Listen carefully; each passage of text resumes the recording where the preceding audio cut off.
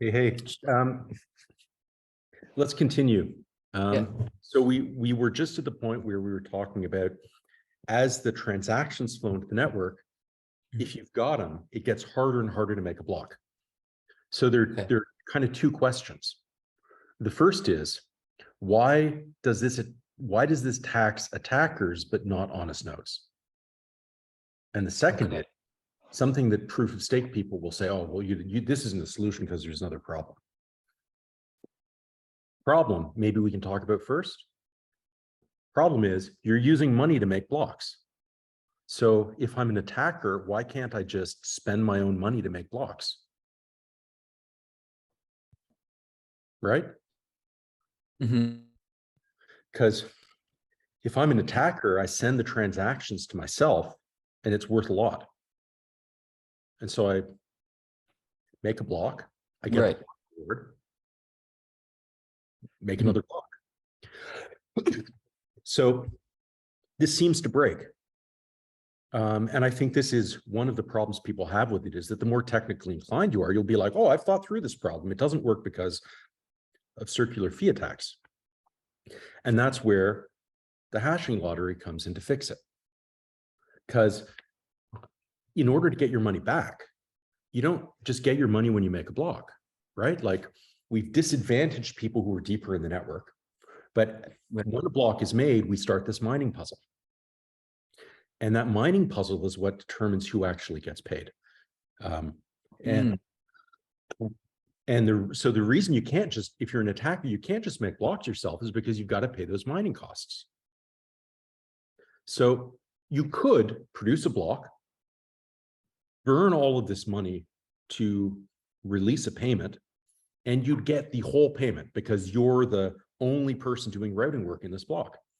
But you've now lost, you've lost 50% of your money. So you're just trying to get your money back. You're trying to fight to get your money back. So we've got a situation where if the attacker does that, they're losing money. Cost of attack. So you call that like solving the problem, pretty much.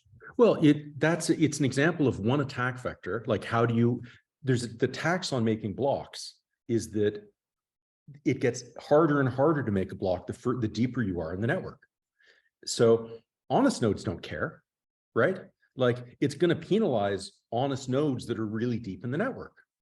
But we don't need to care about them. We're taxing them because it's kind of like Nakamoto consensus tax, right? Like, that node is like an inefficient block that can't figure out what's on the longest chain. We penalize it and attackers at the same time. They disappear, but we're left with these honest nodes. So Saito promotes honest nodes forming at the edge of the network by taxing attackers. The point is that people sometimes have this objection, right? Because they'll think, or if you're in proof of stake, you'll say, well, this is why we need stake and this is why we need hash, because like, you're just using money. And if you just use money, I'm an attacker, I'm going to spend my own money, right? It's like Bitcoin. If an attacker could spend their own money to rent hash, you've got these same attacks, the same with proof of stake, right? Like, everyone else is renting at market rates. If you pull a big fat wallet out, you can buy hash or rent hash at profit. So people say this, and then this is where the other half comes in, where it costs you money, user fees to make a block. Honest nodes will do it with transactions they get from users. If an attacker wants to produce a longer chain, they either have to be the first hop node, and they have to be attacking the network, and users are going to be like still sending them transactions. You know, we've got the mining. If they use their own money, this circular fee recycling attack disappears basically. So that gets us to, I think, the more fundamental question, which is, because we're talking about attacks, and the question is, well, why are attackers always deeper in the network than honest nodes, or than some honest nodes? And the answer to that is, if they're making blocks with their own money, they're not. But we're taxing that now. So if they are not deeper in the network than another node or an honest user, they are now losing money when they attack the network. If If they put other people's money into their blocks, though, by definition, they're deeper in the network than at least one honest node or user, because an honest node or user is defined as their money is not the attacker's money. Right. Right. And you can work through this mechanism. And what we discover is that the cost of attacking the network is inverse to the amount of work that you don't have. So even if you're Google and you're the #1 hop for 80% of network users, your cost of attack, if you produce more than 80% of the blocks, is 20% of network throughput. So the tax comes if you put other people's transactions and money into your block and you try to collect it and you don't pay the tax that the network lottery imposes. And the reason the tax works is because when we make the payouts, not only does it get harder to make blocks as the routing hops increase, but when you make a block and we find a payment, you're much more likely to get paid out if you're an early hop node. So if you're deeper in the network and you've put other people's money transactions into your block and you do this mining, statistically, you're the least likely to get paid. And so if you're attacking the network and you really want to capture that money, what you've got to do is you've got to increase the amount of hashing you're doing. So you don't find one solution, you find 2 solutions or 3 solutions or 4 solutions, because you've got this statistical uphill battle to find something that pays you. And the result of that is you've got to do 2 times the mining of the honest network. And the way the tax works is it's always more expensive. You always have to do more mining than it's worth collecting if you're an attacker. So it's an interesting system, but it's fundamentally a tax. So why would, you know how the honest nodes pay their tax, right? They're paying it with user fees. Okay. It's like I ask you to give $100 to someone and you get to take $10 from that. You're like, this is profit. Yeah. If you're an attacker, though, like making the block isn't the problem. The problem is you've got to make a block faster than the rest of the honest network can make a block. Because if you don't do that, you pay the Nakamoto tax. So the fact that you make blocks faster, because if you don't, it doesn't matter. No one cares. Like, congratulations, you've locked up your money. And you've now got a burn hash, but you're doing it super slowly. I don't care. It's like mining Bitcoin block 3. Difficulty was low, you can do it. No one cares. You've got to make more blocks than you're saying. Yeah, you're giving them a punishment if they don't solve it. I got you. We're combining the taxes, right? Like the Nakamoto tax says, if you want to cheat this other tax, that's fine, but you got to produce blocks faster than the rest of the honest network. The rest of the honest network is burning a certain amount of money, mining, and by distributing it to the network. So if you're an attacker, you've got to go faster than them. And that means, like, honestly, by definition, it means you've got to find some money that's coming out of your own pocket. And if you do that, you're going to lose money.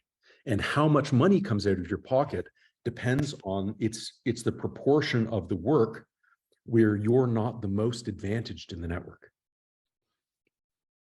Like if you have 2 nodes and one node is Google and one node is this other guy, and he's got like an 80-20 situation.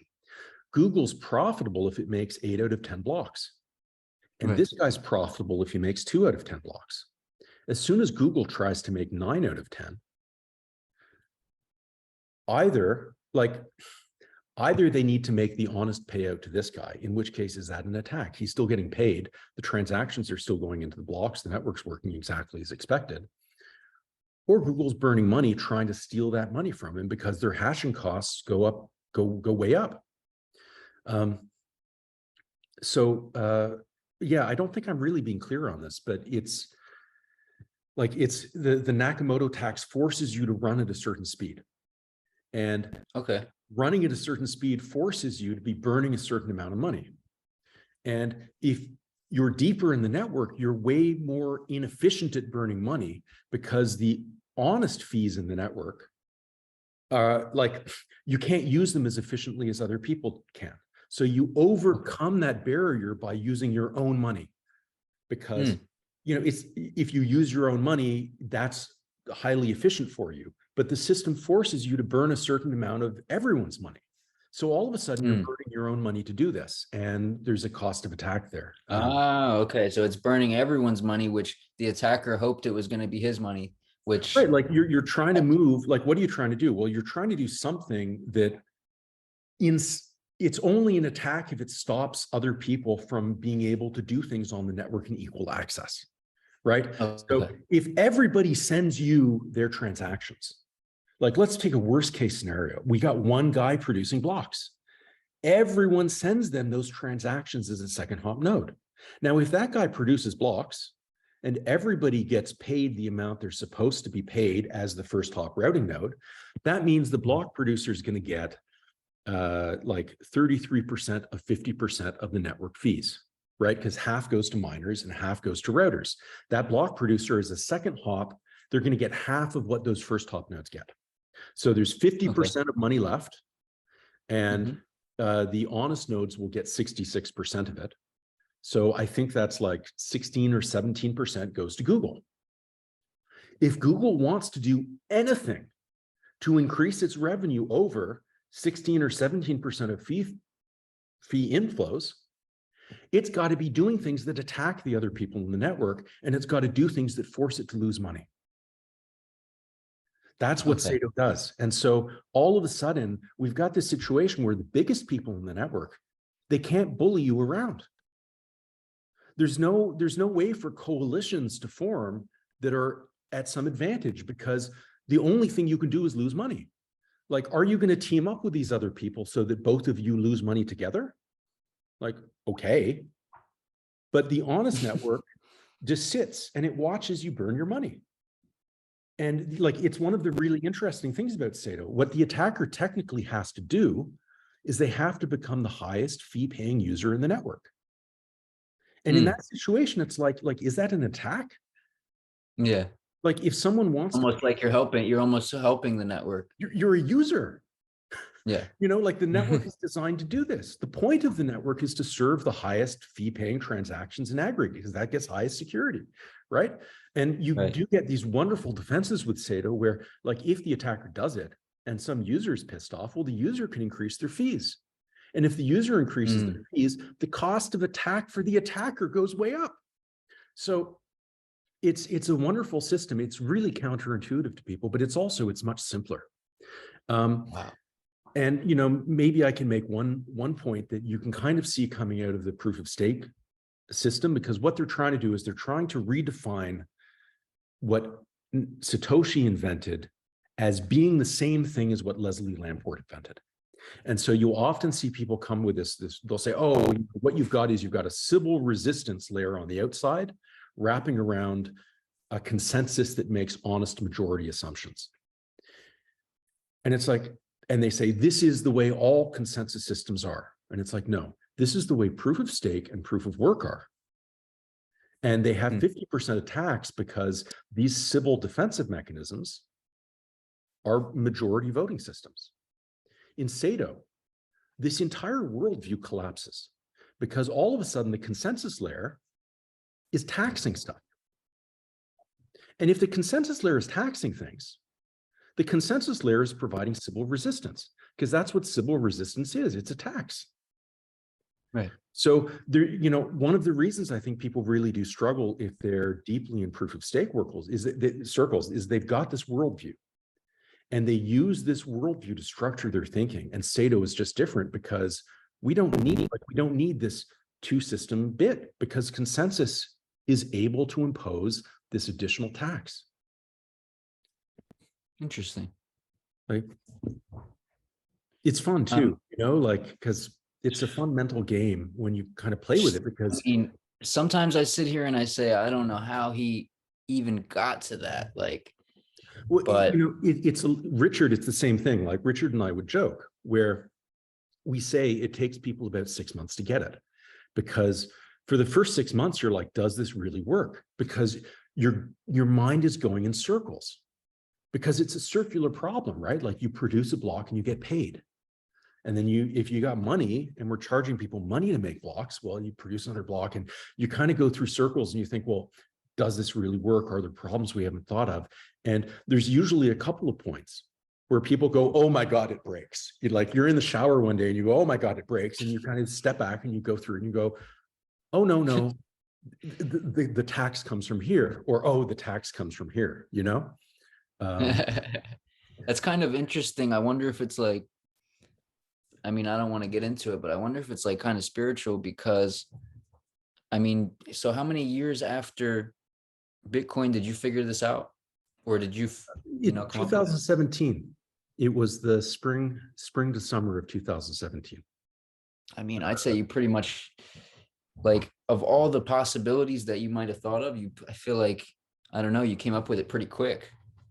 I'd say the first 2 weeks, it's a circular problem. It's kind of like, I kind of feel it's like you're going around in a maze, and you turn a lot of corners and you see a dead end because it's the combination of these two taxes. And if you just think of them, if you don't mentally do the hard work of walking down the corridor, like right to the end of the wall, you don't see that actually you can turn left here. And if you turn left, you see another dead end. You got to walk down to that hall. And only when you get to the end, you're like, actually, we can turn right here.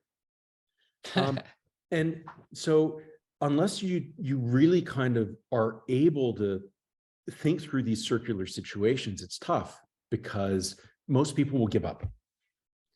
Right. And Are you waiting for somebody to come along and say, hey, David, I thought of this about Saito and I think I have a great idea on, how we can improve it? Are you waiting for that? Or you kind of feel like, hey, this is it. It's complete. we'd love that. It, like, one of the problems, like, Saito in the broader crypto ecosystem, Mhm. we're a tiny project. Like, people Yeah. compare us to mid-tier cryptos that have raised like 40 and 50 million. And I think the reason for that is that as soon as people understand Saito, they realize that we're serious when we say we're going to be a top 3 crypto. Like, Mhm. that's what's at stake. If we're right, we're a top 3 crypto. If we're wrong or there's a problem somewhere, God knows. And so people they say, well, Sato's this caliber project. I'm going to think of it as an earlier stage of that, which is a mid-tier crypto. People don't think of us as a micro cap, really. Like, we're a micro cap in the same way that Bitcoin was a micro cap to the financial system. Right. We're in a situation where people who are highly intellectual, they don't even know how to approach the project. Like, we've seen honest reviews from people where they go, I genuinely have no idea what this is. Mhm. And that's fine. One of the challenges is, like, how do we actually explain? Like, how do you explain to a proof of stake person who literally thinks, no, there's civil resistance here and there's consensus here. And they think that you're stupid if you disagree with them because they think you don't understand Bitcoin. Mm. And it's like, no, I understand Bitcoin. The problem is this only applies if your economic tax is imposed by the civil resistance layer. As soon as your tax is coming from consensus, you don't have this clean separation. So it's one of these cases where we're like, people struggle to understand, I think, because we're ahead of them on how to actually solve a fundamental problem they think is unsolvable. And because they think it's unsolvable, they have difficulty, like, they don't put in the mental effort of even trying to understand.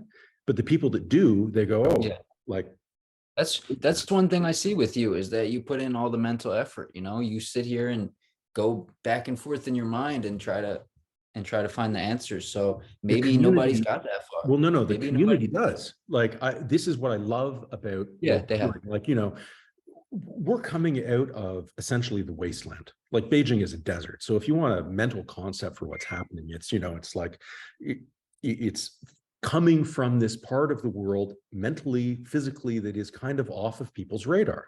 Yeah. And so, the growth map for Saito has heavily been, well, how do we find out if this works? That's the very early stages, right? To how do we grow a community and grow this into something that can actually be a top 3 network and give us something nothing else can do in an environment where nobody understands it. how do we get people to understand? And I've got to give a ton of credit. You know, there are people like Luminous, like Brick Block Cube, who really do the deep dive. And it's great. Like Brick came up with, I don't know if it was deliberate or if he just asked the question that prompted it, but the staking mechanism we're using is inspired by him. And so Wow. we would love more academic attention and more focus, people looking at the mechanism, because I'm sure there are ways to improve it. We love that, and I think that's part of the journey and the roadmap that we're leaving open and we're walking down. But we need to get to the point where people understand it. Well, yeah, I mean, yeah, that's part of it. It's like when I used to watch a lot of musicians play like acoustics and a lot of bands and stuff play, I would really get into it, and I would be more interested in seeing the lead singer like speak on what exactly his life has been about and stuff like that. So I'm trying to say, like, some people, like, they just want to actually know what's going on from the person who created it, you know, maybe like a podcast or just updating videos. Because I noticed when the CEO of Elrond was doing that, that's when the price exploded to $500 when he was having these town hall meetings, you know, on Zoom meetings. And I've got everybody a ton of respect for the Elrond community. Like, the Elrond community is super smart. Yeah. Wesley and Michael, it's like, oh my God, those guys are incredible. Yeah. I think Wesley showed up at our first town hall meeting and he started asking questions about the mechanism.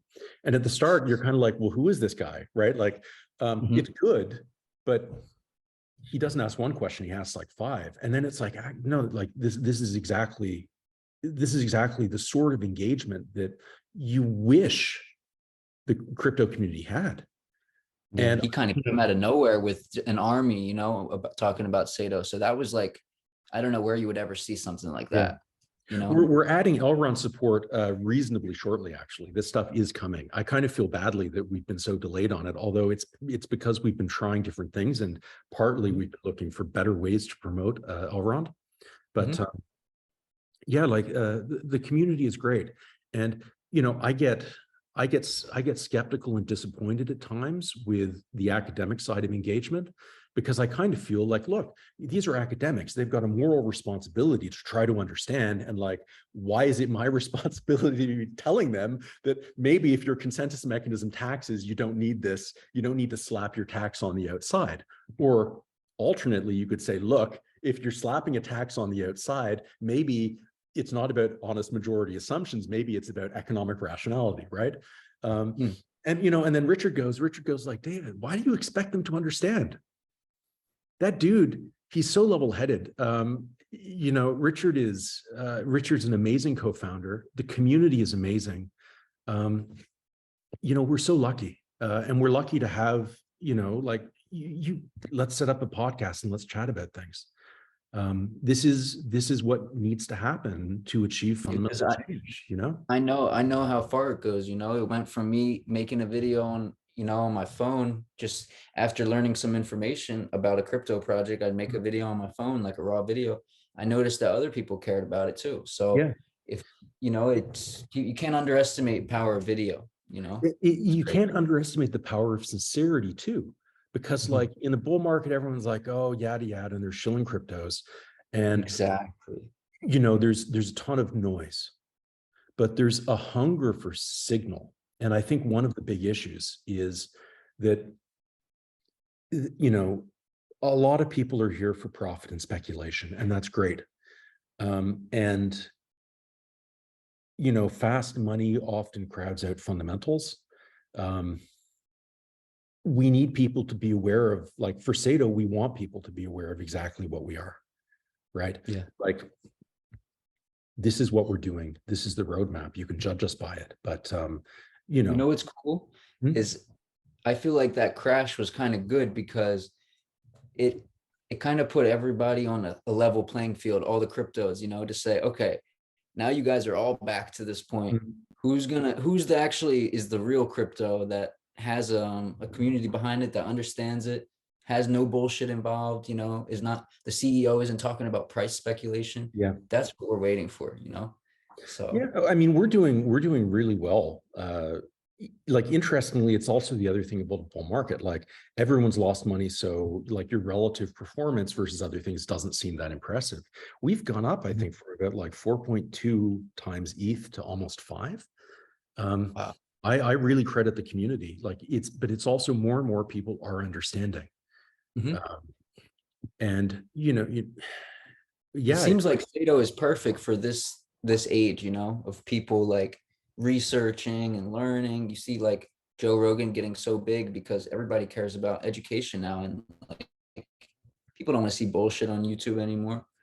You know, yeah, they're I think, tired. I see everybody yeah. calling out the crypto or YouTubers who all, you know, like Lark Davis and all these big crypto YouTubers, they're all getting called out now because people do their research, you Mhm. know. That's what it Well, it's is. like they kind of position, a lot of people position themselves in an intermediate position. Like as a fundamental project, we know from talking to people who can deal with ideas and who can't. And so you see it with some influencers. Like there are actually some good influencers. I have a lot of respect for Suppo as one of the more mainstream ones because you can see that he's actually thinking about stuff. I have a lot of respect for you because like you have a more, it's interesting. You seem to have a more intuitive sense of what problems you care about.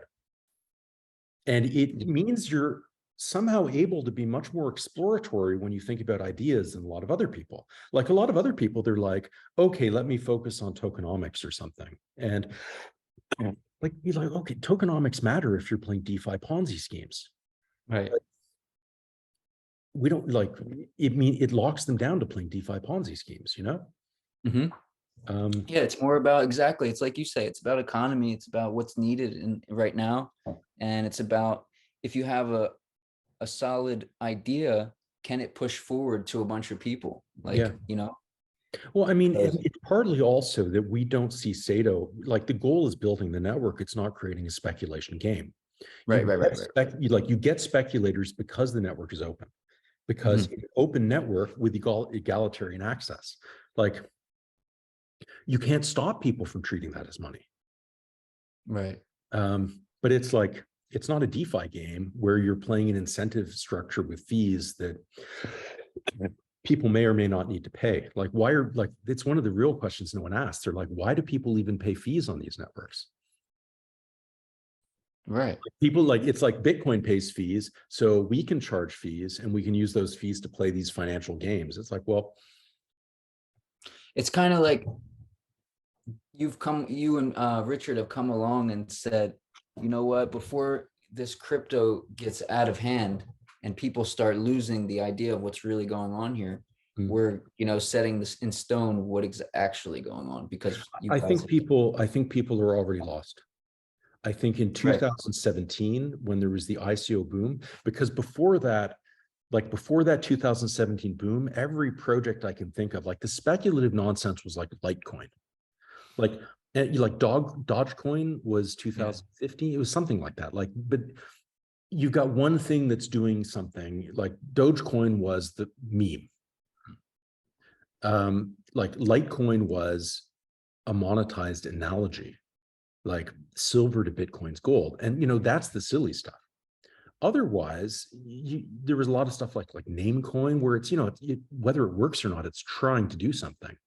I think 2017 though, like I noticed the substantive conversation ended.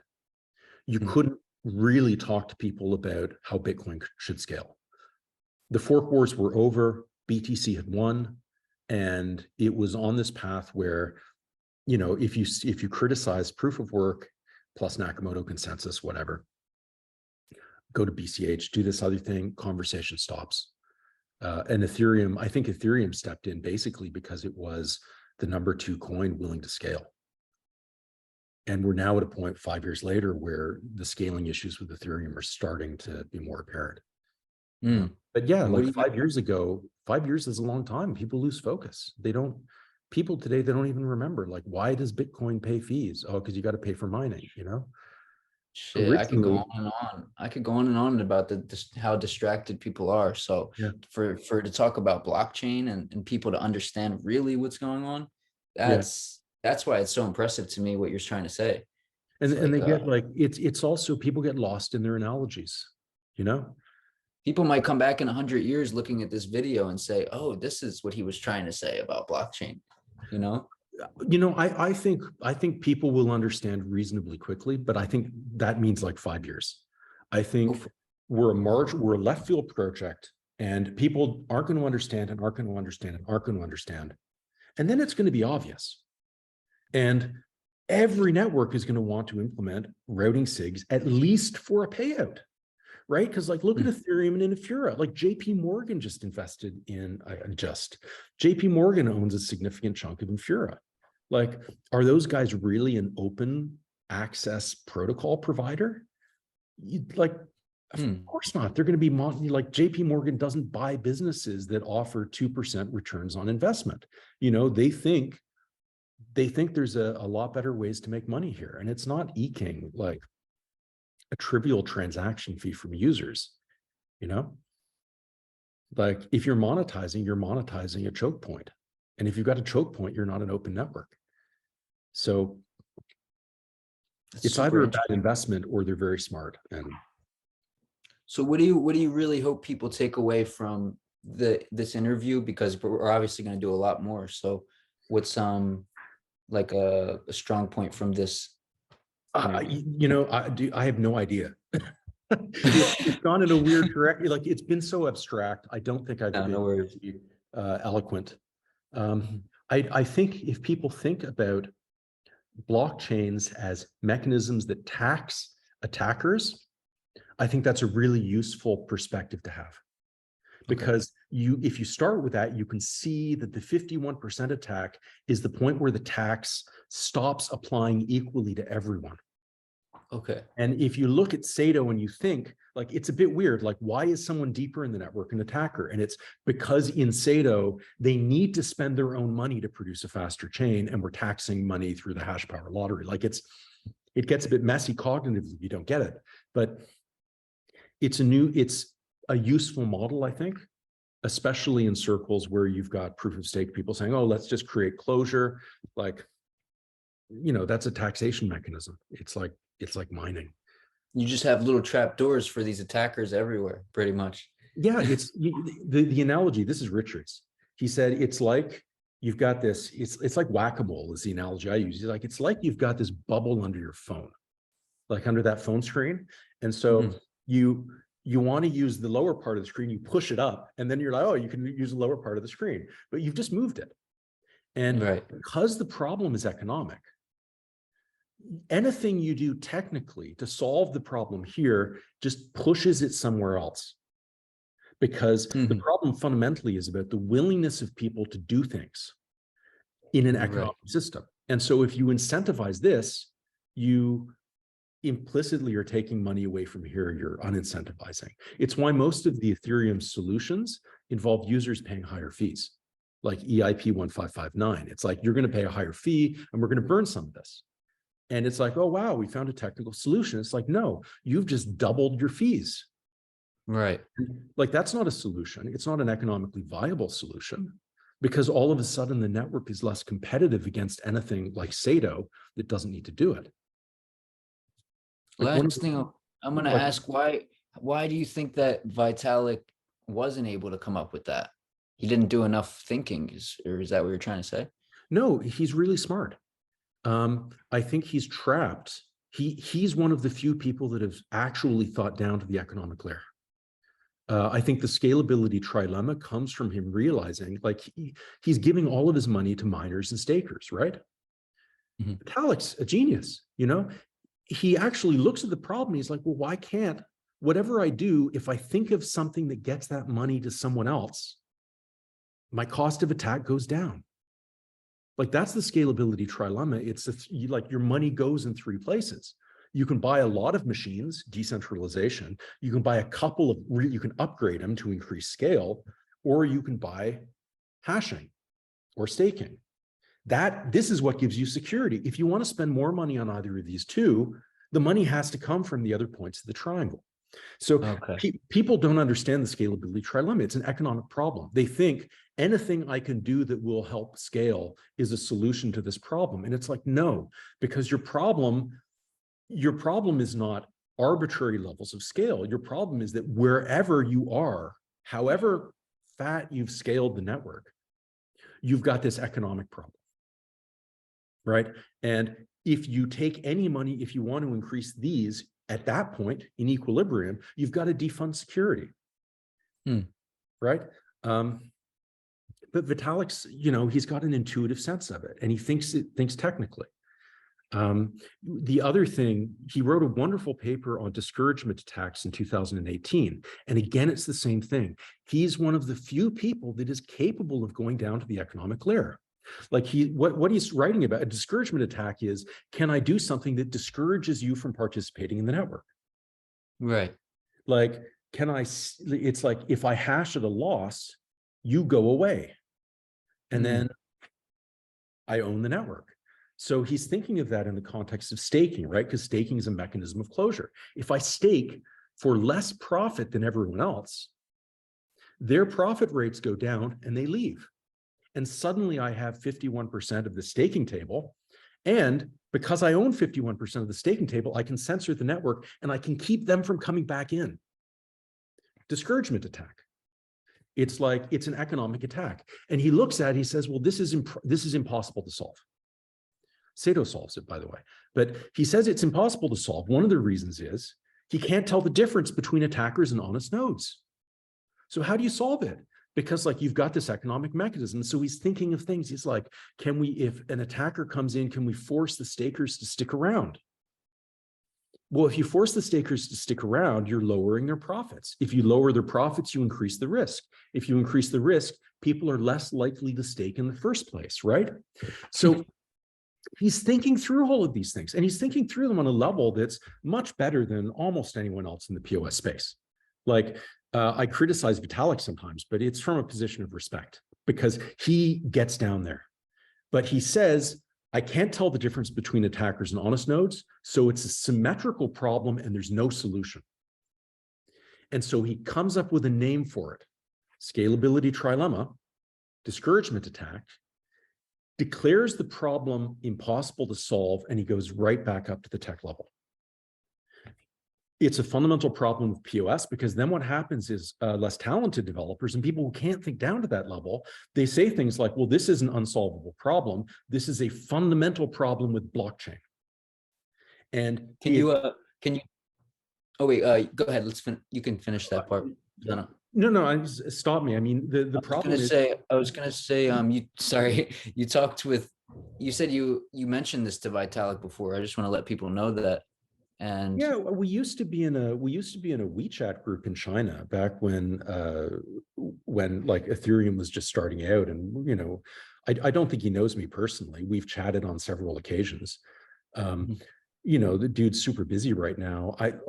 He doesn't understand, like, but I think that's also obvious, right? Like, he can't even define what the scalability trilemma is. So you can see he's kind of backpedaling because he doesn't see it as an economic problem. In his mind, it's like scaling is hard. Well, it's like, well, why is that a three-way trade-off? And if you reduce the problem to scaling is hard, anything that you can do that helps any form of scaling is a solution. And one of, like, getting back to the POS, it's one of the reasons it kind of poisons discourse in the space, because you've got like 500,000 projects saying, hey, we solved the trilemma. And it's like, well, what does that trilemma even mean? Like, one of them will unblock latency or something. Another one will maybe, oh, we're going to use parallel processing for block SIG validation. It's like, well, that doesn't solve the trilemma. It's just like, it's not an informational solution, but the problem isn't clearly identified in Vitalik's mind. I can give you an example, but maybe we should record this one. Yeah, that's cool. Go ahead.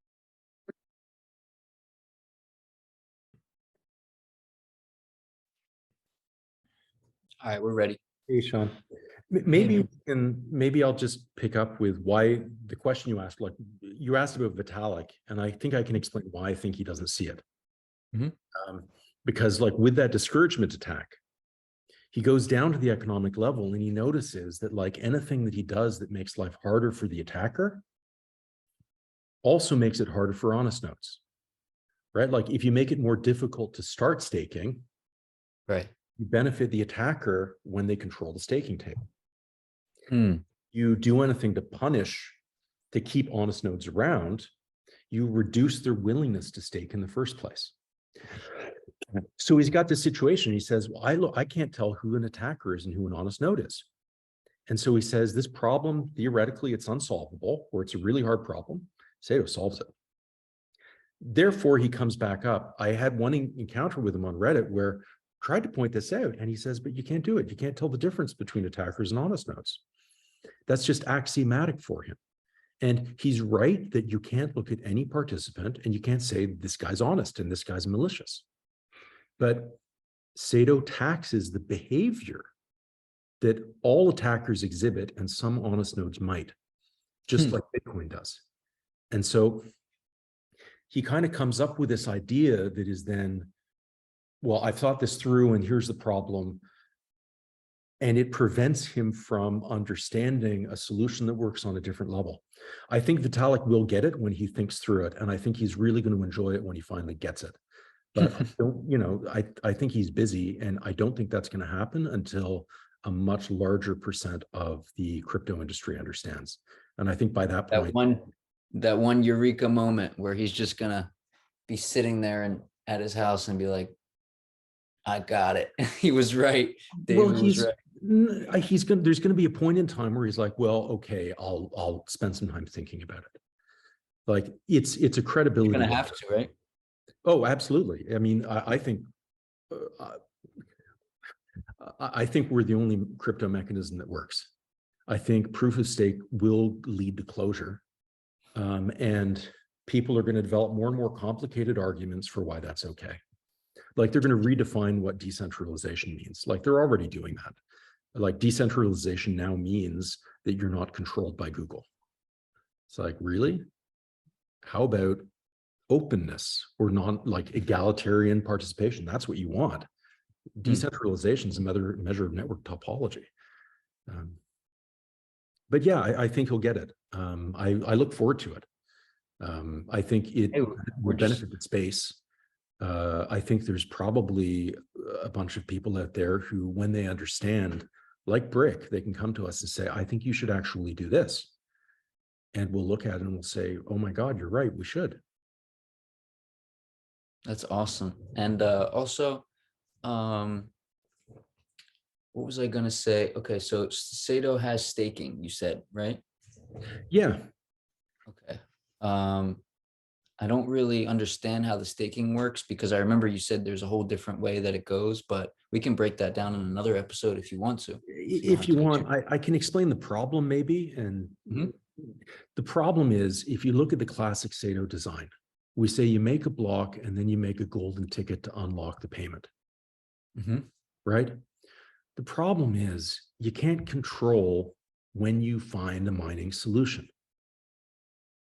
So we can't guarantee with that approach that we're going to get one golden ticket every block, right? If we want to do that, well, we got to really lower difficulty.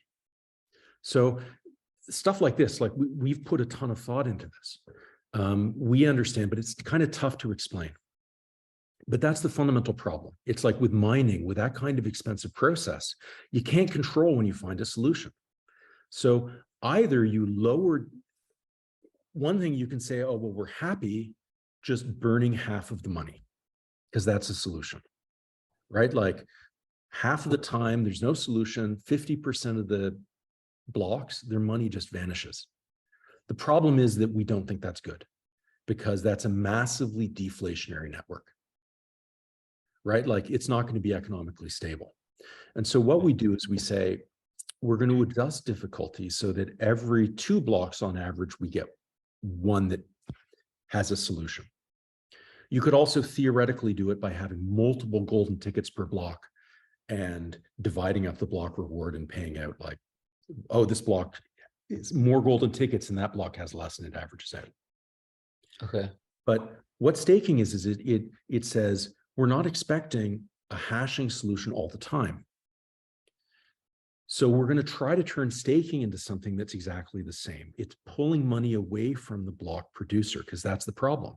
And we say, well, who's not the block producer? The stakers are not the block producer. And this actually makes understanding Saito complicated, because the cost of attack now depends on how much of the staking table the attacker controls. And if the attacker controls 100% of the staking table, actually their cost of attack is 100%. But the short version is what we do with staking is if a block isn't solved, it's not a problem, because when the next golden ticket is found, we pay out the block that ticket pays out, which is if the golden ticket is put in block N, it pays out block N minus 1. And then in block N minus 1, we say, does this block have a golden ticket too?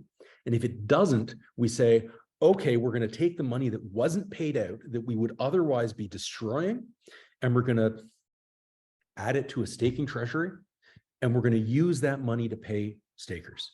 And the difference is that we were wondering, do we do it with like a closed table of stakers?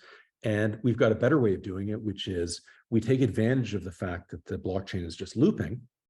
And we say, well, when you loop over, you're going to get dinged the network fee for rebroadcasting, but we're going to pay you money from the staking treasury, which is wonderful, because it's like, if you're an attacker and you're censoring the network, what are you doing? You're stopping people from making transactions. Well, if you stop people from spending their own transactions, you're not allowing them to get out of the staking table, which means you need to now be giving them more and more money. So it's this really, really interesting mechanism. Like, again, it's this tiny part of Saito. And I think when people really put the work into it, they'll be like, wow, this is really interesting, right? Like, censorship attacks are now super costly. Why? Because if you're censoring the network, you're forcibly adding everyone else into the staking table, right?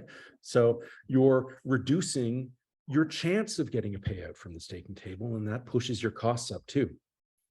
We may be in a situation where the entire network comes under attack, and everyone makes themselves a drink, puts on some music and sits back just to watch, because the act of attacking is going to force up the income of everyone that now can't make transactions.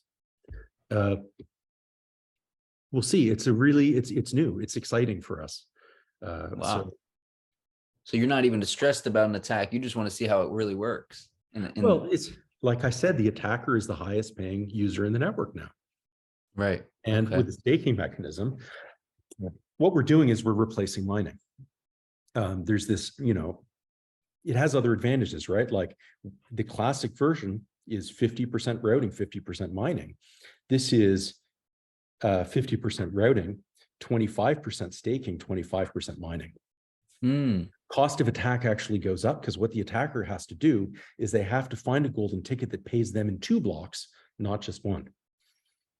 And so things get like combinatorially more and more difficult, because how does he do that? Like, can you break that down for me? How would he try to produce 2 blocks? Like, what's the attacker trying to do? The attacker's trying to take money away from the other people. The attacker's producing these blocks, right? Okay. But he's got to get his money back. If he doesn't get his money back, that's okay, but he's going to burn out faster. The network is guaranteeing that it's costly for him. So he's locked up all of this money in blocks. Or maybe he's locked up your transactions and he's trying to make all of the blocks. And what he's scrambling to do is get the money back and out of those blocks, because otherwise he's going to burn out. And he has to be doing the hashing to make the blockchain go forward too. So he's losing money there. So how does he get the money out? Well, he's got to get the routing payments, because he's the block producer, right? So if you think in the classic situation, the abstract classic Saito, I got to find a hash that pays me the money from the last block. Now, an honest hash, the network is spending 50% on hashing, say. That means the cost of 1 golden ticket is 50% of the money in that block. But If he hashes one ticket, he's got a 33% chance of getting paid. Mm. So the way it works out is a worst case scenario for the network. The attacker has a 50% chance of getting paid with one golden ticket. So if you want to get all of your money back, you have to have 2 golden tickets on average. So the cost of getting all of your money back, worst case scenario in classic Saito, is you burn 100% of your money. Okay. 51% attack is dead, right? Like there's no profitable attack on this network. What the staking thing does is actually increases cost of attack, because one golden ticket's now paying out 2 blocks. And you've got a small chance of payment in both of these blocks. And there's the golden ticket is that you find for block 1 or block 3 is hashed again to produce block 2. So there's like four possible combinations. You can not get paid in block 1 and not paid in block 2. You can get paid in block 1 and not paid in block 2. And basically, mathematically, it gets combinatorially more difficult to get paid the further back you go. So Less percentage. The amount of hashing you need to do is actually, it becomes much more. But to make this work, we can't give more than 50% of the block reward to a router in any block. Because if you pay more than 50%, then the percentage of the block that the attacker can recapture gets to the point that they can have a profitable attack under some circumstances. So that's why routing payments are capped at 50%. Okay. And the staking is just coming in, replacing the mining and allowing us to have like targeted difficulty of 1 golden ticket every 2 blocks. More security. It increases cost of attack. Okay. It has the benefit that it's like we're now paying people to have money on the network. So there's a lot of really interesting things it does, right? Like if you want to, previously people complain, they're like, oh, I'm paying rent all the time. And it's like, well, you're paying for the cost of the network processing your data. Now, with a staking payout, when you pay that cost, you get paid yourself. So if you really want to, keep stuff on the blockchain in perpetuity, lock up a bunch of money so that the money that you get paid is more or the same as the rent that you're going to be charged. Okay. And like the risk is on you because you've got to estimate it. The blockchain, right, that makes sense. like that's better than the blockchain estimating it. The blockchain, because the blockchain can't estimate it. If you ask the blockchain to estimate it, it will get it wrong and it will collapse at some point. Here, you've got a chance of actually nailing it. Interesting. But you can get permanent storage. It's lovely. That's amazing. Okay, so I mean, that's pretty much the tax side of it, right? We could keep I mean, I'm sure it goes way deeper, but for me, that's pretty mind-boggling. But yeah, we're gonna keep doing keep doing these podcasts so that people can learn about Saito and help other people stay educated on Saito. Yeah, and and we're getting all around out. I know you're a big guy in that community, and I'm really looking forward to it. Sure, a lot of people are, man. So what does that look like, getting L round out before we it starts with it as a ticker. Like basically you'll be able to use the network to send and receive. You can kind of think of it like MetaMask interacting with the network. What we don't have yet, we won't have yet, is smart contract stuff. So there are things like games like a Magic the Gathering style games where we actually think having NFTs would be super, super fun and super useful. And so we'd like Elrond for that as well, but we're not going to be ready with that soon. We are going to be ready with ticker support for the crypto. And it'll be interesting because we've got apps like Red Square coming out and there's more and more games, and it'll be good to have a community that's interested in helping us stress test that with another crypto, Heck yeah, man. I want to say if anybody has any questions, comments, concerns, just comment them below and we will try to respond to everything. Not sure if this is all going to be in one video or a few different ones, but leave a like, guys. Thank you to David for all his knowledge, and just mind blows me every time. And that's about it, man. Follow Saito official on Twitter. Is that Great. it? Yeah, Sticks and like, thanks for the show. Hopefully it's coherent, you know? oh yeah, for sure. Nah, I mean, I understand. Good. Um, and that's it, man. Thank you, David, and we'll talk soon. Okay. All right, dude. Perfect. Thank Thank you. you, Sean. Hey, and thank you for your willingness to kind of wade into the deep end with seeing if this works, you know? Shit, man. I'm in the deep end now. Yeah, you really are, you know? For And sure, you man. get it. You get it. You look at proof of stake and you're like, what the hell? Like it's useful tech, Right. but it's like people are trying to solve a different problem, you know? Yeah, I still really don't understand proof of stake. I think I'm starting to get Saito a lot more. Proof of stake's just like mining. It's like, what's the cost? The cost is like in proof of stake, the tax happens building on the chain. Proof of stake is in the classic sense, it's just you spend money, you get stake, and that stake lets you produce a certain number of blocks. Right. And so as long as the majority is honest, the chain will be the longest chain will pay for honest stake. The problem is Okay. people know that the longest chain, like you can get 51% at collude. And so they do things like they add slashing. The idea is, oh, an attacker is going to produce 2 blocks at a certain depth, right? Or the attacker will produce 2 chains. And we're going to stop this by forcing them to deposit more money, and we're going to remove it if someone can provide proof that they've done this. Ah, that makes sense. Right? Okay. That's what slashing is. The problem is you can't get slashed if you're the majority Mm, because the majority controls the chain. And the right. proof that you've misbehaved has to be published on the chain for it to be objective knowledge, because you can't slash people based on hearsay, right? Like your objective view of truth is that longest chain. So if you're a malicious majority cheating, well, you just don't let people produce the longest chain. And then things get complicated because they'll say, oh, well, we're gonna have taxes. Like if you don't produce the chain, we're gonna start slashing people.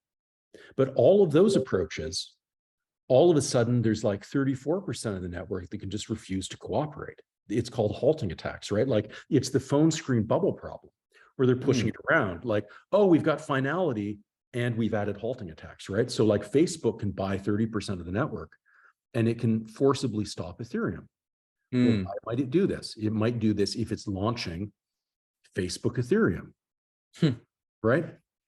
Maybe we don't need to worry about it, but maybe we do. And so at the end of the day with slashing, fundamentally, like on the economic level, the issue is you always have to fork to guarantee that someone pays the price.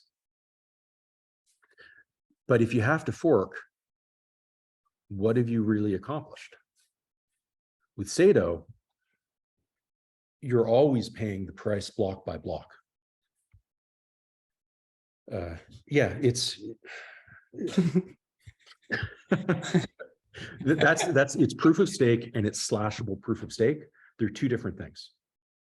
Proof of stake is just you stake and then you get the right to produce blocks. And there are those mechanisms. Slashable proof of stake is we add this thing where we'll take money away from you under certain conditions that we can observe. And the problem is with slashable proof of stake, Vitalik's come out and said it, it's under majoritarian conditions, you can't enforce it unless you fork. And so their argument is this is good enough because if someone attacks, we will fork and we'll remove their money. Therefore, they won't fork. And I mean, that might be true, but it's assuming they know what the attack is. Like, and honestly, like if 80% of the network is attacking 20% of the network and the network forks, that 20% is going to win? Like, really? I don't think so. Like if you've got a malicious majority and they force a fork onto the network, that malicious majority is probably going to take the token ticker and most of the token value too. And it's probably the honest minority that gets slashed, if anyone gets slashed. But anyway, it's the big problem because, you know, proof of stake people, they focus on this and they're like, we're developing these mechanisms. And if you try to talk to them about it, you're like, but you haven't solved the fundamental problem. It's because they don't have any basis for the attack. Right. They don't have a basis for the tax. They can't have it until they have the longest chain. And if you've got a tax on the longest chain. And so the way they reason about it is there's a lot of slippage involved, and it confuses people, right? Because people say, oh, attacking is expensive because they're slashing. And it's like, well, yeah, in normal conditions, if you have less than 51%, it's expensive. But in normal conditions, you get taxed with Nakamoto consensus because you're putting work into a fork. So I think I'm starting to get it, but I mean that slashing staking is a little much yeah, for me. But people don't so realize that unless, like, you can't get taxed unless the longest chain has proof that you've misbehaved. okay. And if you do something else, there are a couple of other things. Like you can say, if the blockchain stops, we're going to start taxing people. Problem is, all of the mechanisms that do that, it's like allowing 2 people to hold 10 people hostage. Because I can I can be willing to burn $20 to force all of you guys to burn $80. Right.